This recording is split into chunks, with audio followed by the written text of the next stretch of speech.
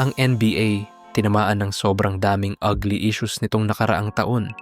Isang malaking trade scandal ang yumanig sa buong liga.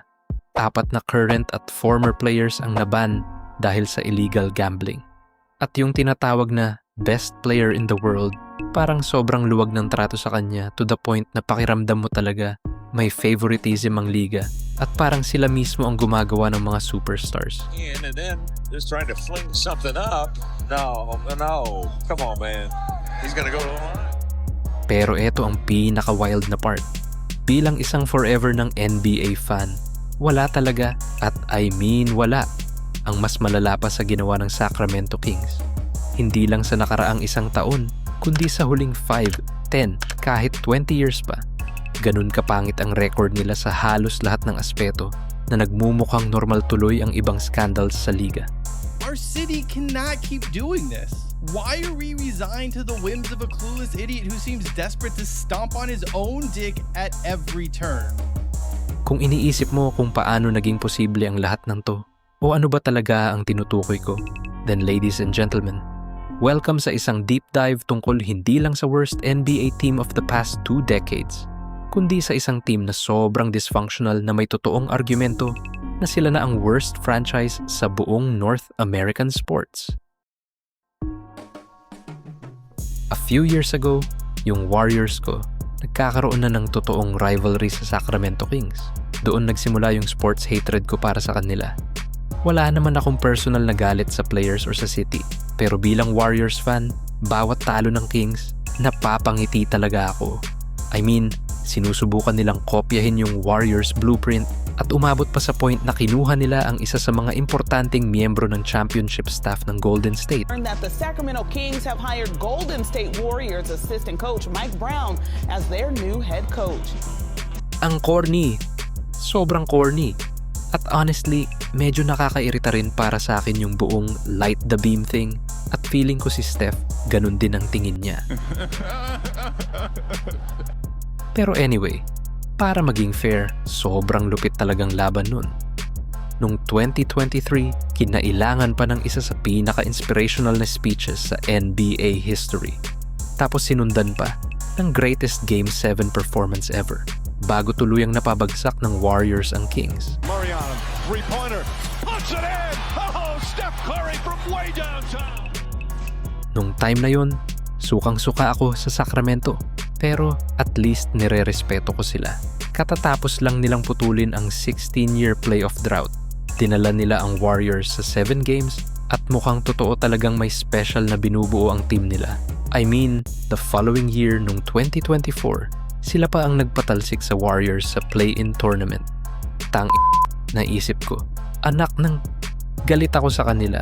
Pero grabe, tulad ng sabi ko, kahit papano, may respeto pa rin ako. Sige, ilight nyo na ang beam. Pinaghirapan nyo yan. Ganyan ang sinasabi ko sa sarili ko. Pero, ang hindi ko alam, malapit na pala silang tuluyang mag-spiral pababa at mawalan ng kontrol. We need to talk about the Sacramento Kings because I'm gonna be honest with you, I don't know what the hell they doing out in Sacktown. Sa mismong sumunod na season, sinibak nila yung head coach na inagaw nila mula sa Warriors. Tapos hindi nagtagal, trinade pa nila yung franchise centerpiece na siyang humila sa kanila palabas ng dilim. Grabe, napaisip talaga ako, ano bang kalokohan to? At bago ko pa ma-process lahat ng yun, lumabas pa sila at kumuha ng 2 players na halos kalahating dekada ng pabigat sa Chicago. 2 players na kitang-kita namang hindi talaga nagwo-work ng maayos kapag magkasama. Tapos bago ka pa makakurap, dinagdagan pa nila ng Russell Westbrook on the mix. As of today, matapos ang maikling pag-angat na nagpamukha sa kanila na tunay silang threat sa West, eto at ang Kings, unti-unti na namang dumudulas pabalik sa ilalim ng liga. Ladies and gentlemen, sinimulan kong himayin ang buong organization na to at hindi ako nag-i-exaggerate kapag sinasabi kong this is just a tip of an iceberg kung gaano kalala ang Sacramento Kings. Dati, galit ako sa kanila. Ngayon, naaawa na lang ako. It would be nice to have a conversation with a fellow NBA fan from another town without them just taking pity on us.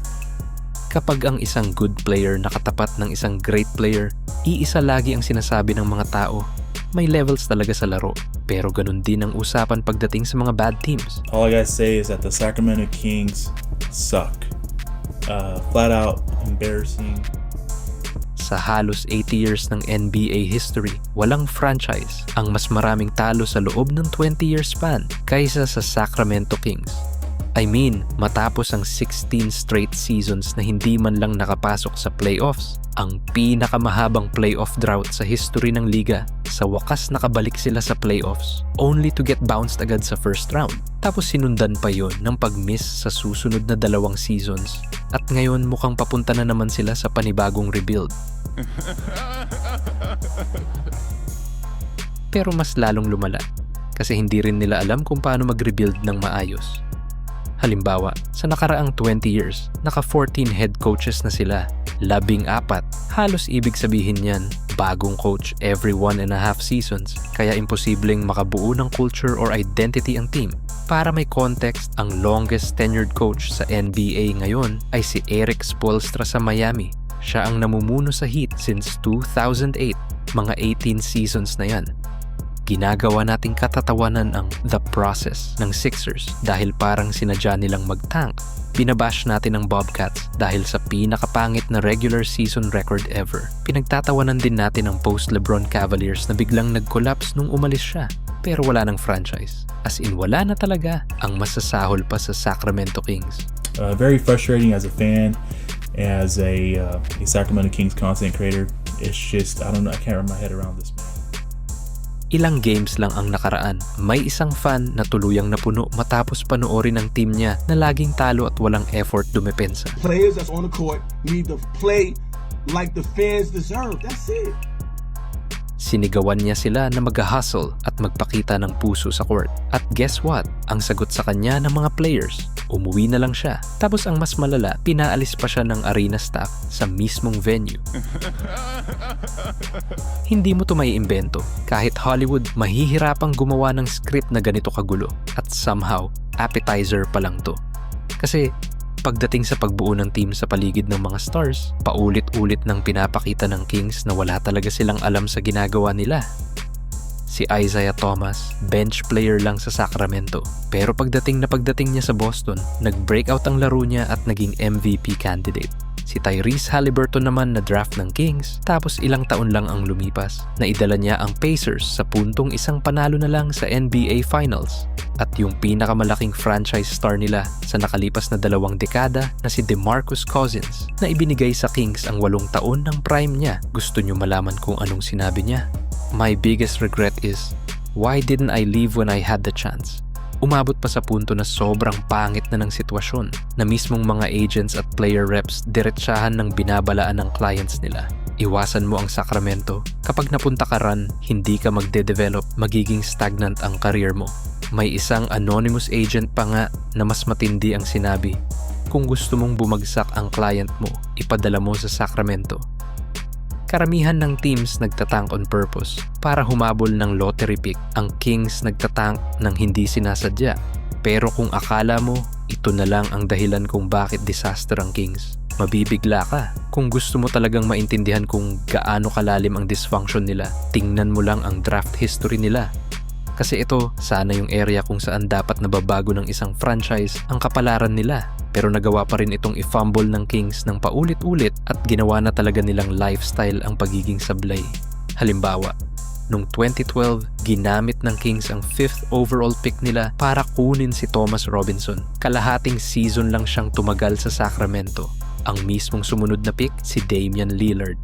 At kung nagtataka kayo kung anong kapalit or trade package ang nakuha ng Kings nung na-trade nila si Robinson, nakuha nila ang 3 players na to. At oo, ni isa sa kanila walang tumagal ng mahigit 1 taon sa Sacramento. Tapos nung 2013, hawak ng Kings ang number 7 pick sa draft. At kinuha nila si Ben McLemore. Ilang picks lang ang lumipas. Nandun pa available sa board si Giannis, isang 2-time MVP at franchise face ng isang championship team. As of today, si Ben McLemore ay nasentensyahan ng 8 taon sa kulungan. At syempre, eto yung pick na parang sumisimbolo sa lahat, yung 2018 draft. hawak ng Kings ang second overall pick at si Luka Doncic na pinaka-decorated na European teenager ever. Naging EuroLeague MVP sa edad na 19, isang generational talent, nandun lang naghihintay na makuha. Pero ang pinili nila, si Marvin Bagley. Pero hindi lang sa draft, sinabotahe ng Kings ang sarili nila. Dahil kung titingnan mo ng mas malawak, makikita mong binaboy din nila yung mga trades. Noong 2015, nagbenta sila ng assets para lang makaluwag sa cap space. Tapos wala rin naman pala silang pinirmahang kahit sino. Literal na binayaran pa nila ang Sixers para kunin ang ilang contracts habang parang pinagtatawanan lang sila ng feeling.